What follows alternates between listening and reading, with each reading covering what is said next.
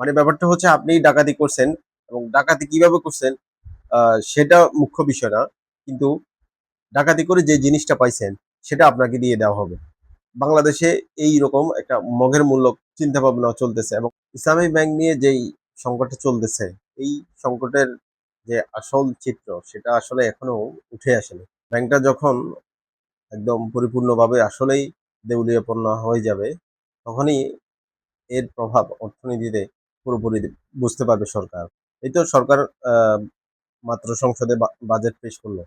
সরকার এমন একটা সময় সংসদে বাজেট পেশ করছে যখন বাংলাদেশের প্রধান অর্থনৈতিক সেক্টর ব্যাংকিং খাত একটা অস্থিরতার মধ্যে দিয়ে যাচ্ছে এবং এটা কিন্তু বলা যায় যে সরকারেরই নিজের হাতের কামাই। এই ব্যাংক নিয়ে সরকার যেসব সিদ্ধান্ত নিছে এবং সবগুলাই হচ্ছে রাজনৈতিক বিবেচনায়, কোনো অর্থনৈতিক বিবেচনা নিয়ে এই ব্যাংকটা নিয়ে সরকার